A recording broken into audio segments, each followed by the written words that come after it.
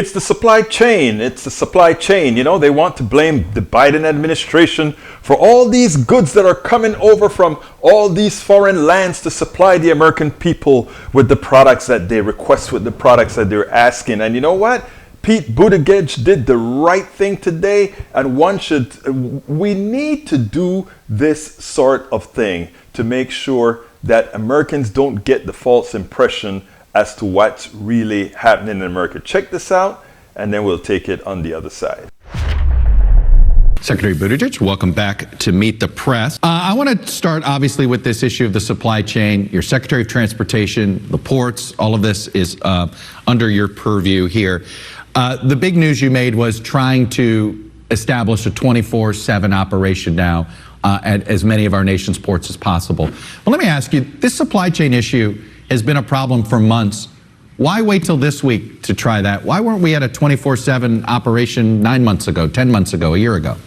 Well, I can't speak to a year ago before this administration was in office, but what I can tell you is that as soon as the president came in, he issued an executive order to, I think in February, to look at the supply chain from all angles.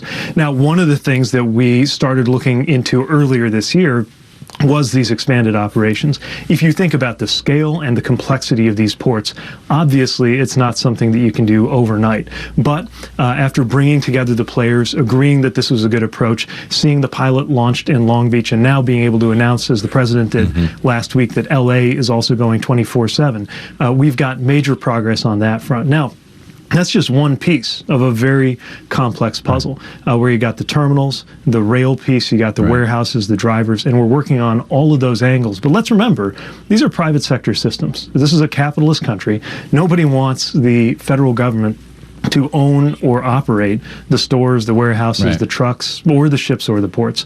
Our role is to try to make sure we're supporting those businesses and those workers who do. There's some that would like to see deploying of the National Guard, maybe even use of the U.S. Navy at the ports themselves. The National Guard. The state of Massachusetts is using the National Guard to fill a gap of school bus drivers, right?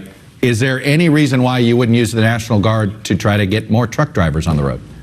Well, right now we're focused on some other steps that we think are making a difference, including my department working with the state DMVs to cut some of the red tape for issuing commercial driver's licenses. Look, we're constantly going to reevaluate all of our options, but the steps we're taking right now are going to make a difference. And let's also acknowledge we have some more profound issues in our economy. Look at truck driving.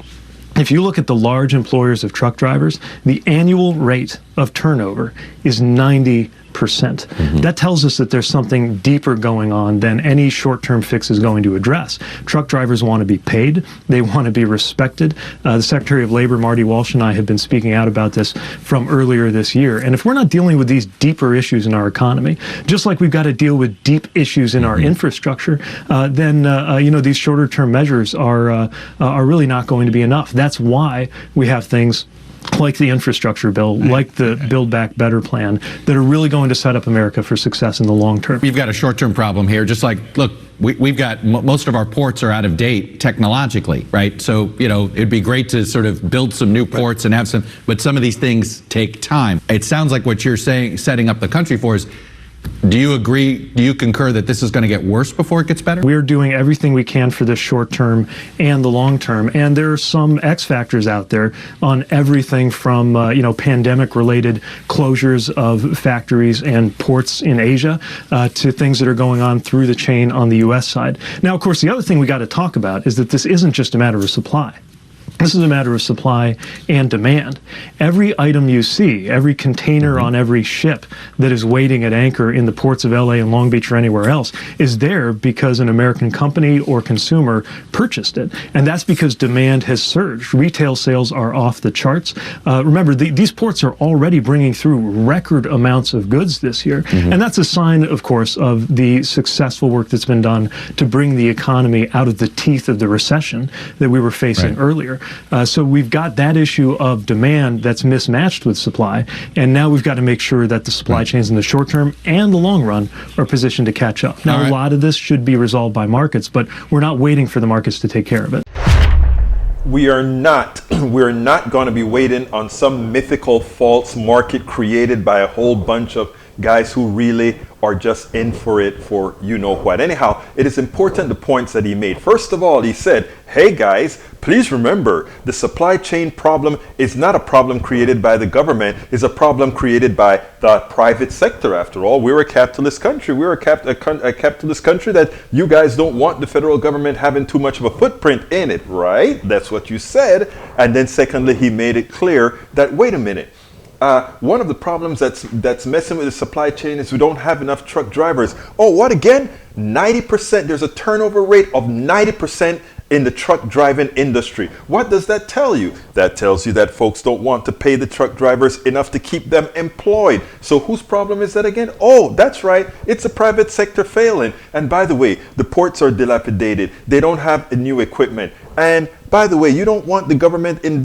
all these areas because, oh, socialism, right? But guess what? You don't want to upgrade your equipment and then you complain when you can't get your supply in. And by the way, you believe in supply side economics. How come the supply isn't meeting the demand? Because you're looking at the wrong numbers. Folks, here is the deal. The deal is we have always had a fraudulent economy. A fraudulent economy that is dependent on socializing corporations as they privatize the wealth extraction that they've created on people. Put it in simple terms, the corporations, when things are running smooth, they take all our money, they have pricing power, so they cause inflation by increasing prices to charge as much as they want. And when they're in trouble, then they call us, they say, oh government, we need you to do this to keep businesses going, to keep our profits going. We need to wake up and realize that we need to take command. Thankfully, it seems like many employees are starting to do just that. We spend a lot of time deconstructing the news, trying to parse it into a form that everybody can understand. We try to find those little nitpicks where it flies above the fray, etc. If you really like these videos that we do, I want to ask a big favor. Please go ahead, number one, subscribe to our channel, and number two, please join if you can. Thank you so kindly for watching. Keep watching. Please remember to share. We must populate the entire internet with our progressive message, a message that we know is what most Americans say that they want. So help us, please join.